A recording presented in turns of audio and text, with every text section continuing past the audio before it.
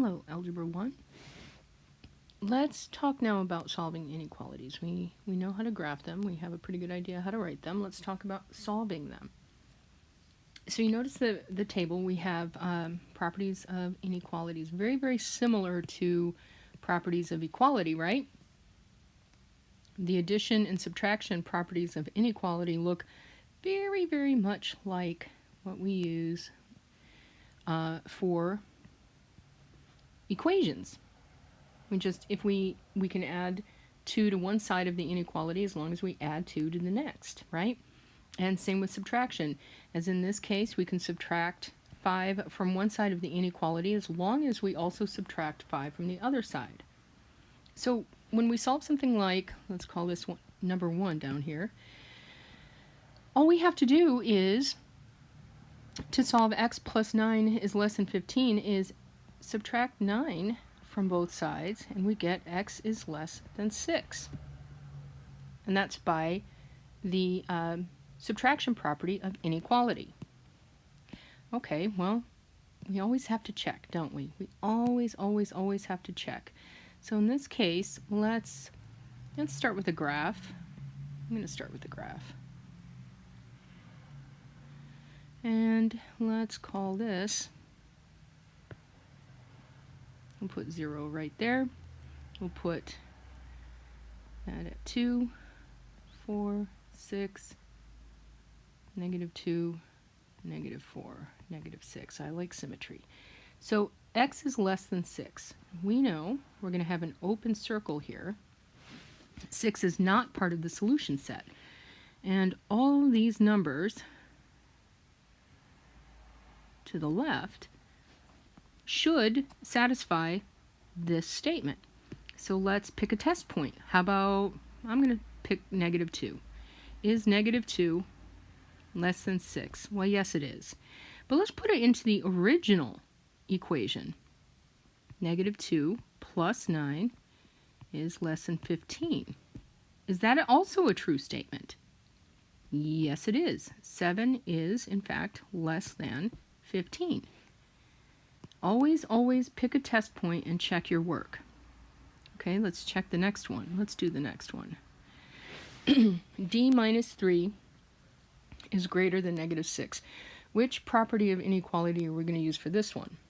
Well, we have to add positive 3, right, to both sides. So we're going to use the addition property of inequality in this case. And we're going to get D is greater than -3. Let's pick any point, without graphing this time, let's pick any point that is greater than -3. I'm going to pick 0. 0 is nice and easy. And I'm going to plug it into the original equation. So 0 minus 3 is greater than -6. Is that true? It is, right? Because the larger the negative number is, the smaller it is. Now let's make sure we understand, and let's graph. Maybe I'm making a mistake and I want to visualize what's happening. Again, with the -2, -4, -6.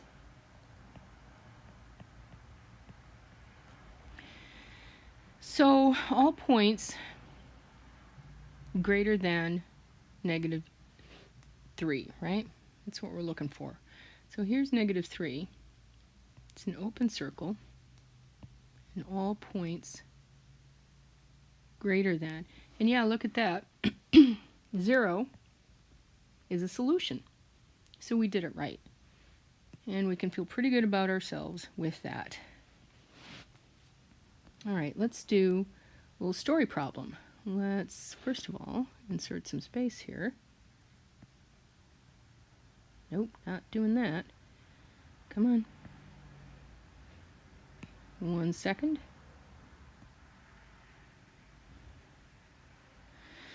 Okay. The memory in Bella's phone allows her to take up to 20 pictures. She's already taken 16. Let's write, solve, and graph an inequality to show how many more pics Bella can take. All right, so let's first of all list some important information. We have up to 20 pictures. Well, up to, that phrase is very similar to at most, right? That's another way we can say that. Those are in fact not similar, but they are equivalent expressions. So at most 20 pics, which means 20 pics is the maximum, and in an inequality, that's going to be on the large side of our inequality sign, right? However we write it, we could write it this way, 20 is going to be over here. Whatever our maximum is, whatever number is our quote at most, is always going to be on the large side of the inequality. All right, so we've got that taken care of. We already have, let's see, B already has 16 pics already. Okay, so if we let P equal number of pictures that she can still take,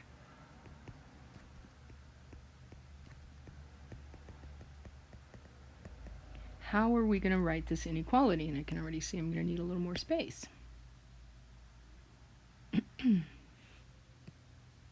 So there's our variable, right? We have P. We have P. Bella already has 16 pictures, so P plus 16, and it can't be more than 20. So what we need to figure out is what sign do we want in here? Well, we've already said that 20 has to be at the large end of the inequality sign, and I'm actually going to erase this mess. Can we have, so P plus 16 is less than 20, but can P plus 16 also be 20? I mean, that's the maximum. So yeah, we can have 20. We can have fewer than 20, but we can't have more than 20. So if we're going to solve this, I'm going to say, rewrite it, 16 is less than or equal to 20. P is less than or equal to 4. I mean, we kind of knew that to begin with, right? Bella already had 16 pictures, could only take 20. We knew the most she could take is 4 more, but she could also take 1 more, 2 more, 3 more. That is the purpose of this inequality. That's what we're saying there. So let's graph it and then check our work. We always check our work. Always, always, always check our work in algebra. Let's see. Call that 0. Again, 2, 4. I like symmetry, even though we're not going to use -2 or -4. I'm going to put them on the graph. P is less than or equal to 4.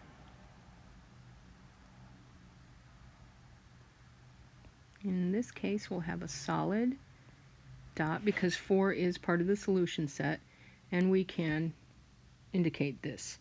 Not that there would ever be -2 pictures. Can't really take -2 pictures. And we'll talk about that when we get into range and domains in functions. But for right now, this is an accurate depiction of our solution. Well, let's pick a test point.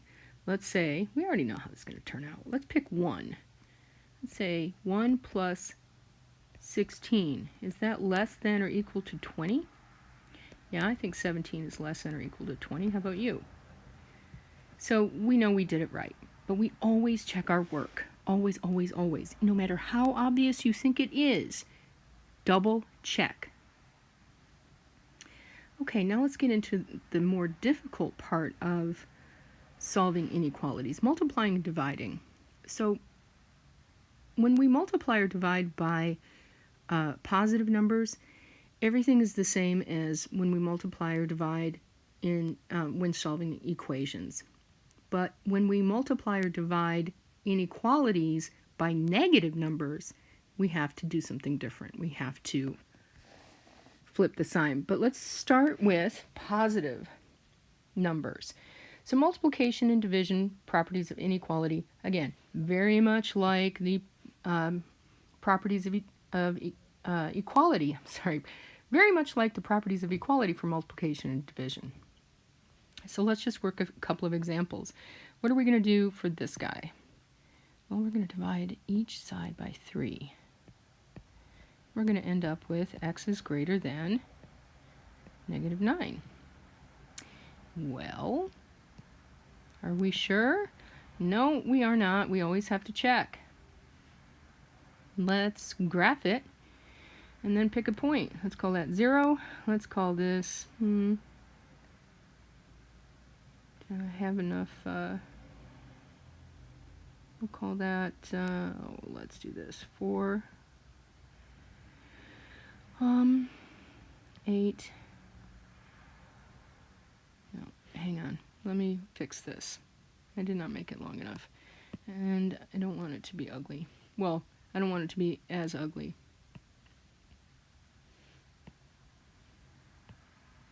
There we go. Much better. Let's put 0, 2, 4, 6, 8, 10, -2, -4, -6, -8, -10. All right. So we want all x greater than -9. Well, here is -9. It's an open circle because -9 is not included in the solution set. It's all x greater than -9, not all x greater than or equal to -9. So here's our solution set. Let's pick a nice easy number. How about, let's pick 2 as our test point. Put it into the original equation. 3 times 2, is that greater than or equal, greater than -27? Is 6 greater than -27? Well, yeah, it's a smaller absolute value, but because of this negative sign, this is positive. 6 is definitely way to the right of -27. All right, let's try this guy. What do we have to do for this one? Up here we had to use the division property of inequality, right? Down here we're going to use what? Multiplication, right? What are we going to multiply? Well, we're going to start by multiplying by 3/2, right? The reciprocal. So if we multiply 3/2 times 2/3 times r, we have to do it to the other side as well.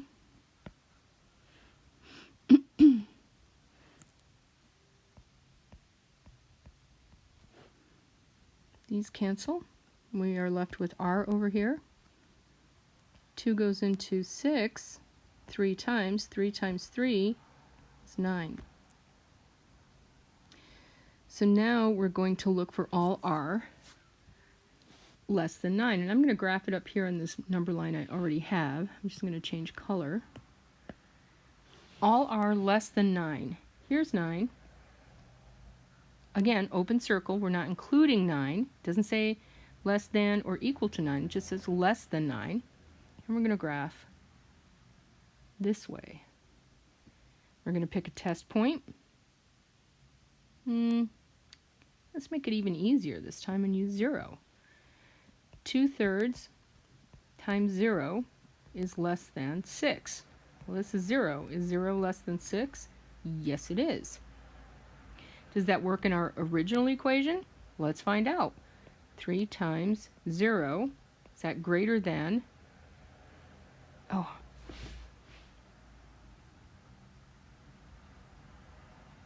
I was plugging it back into the equation up here. Sorry about that. We can move on.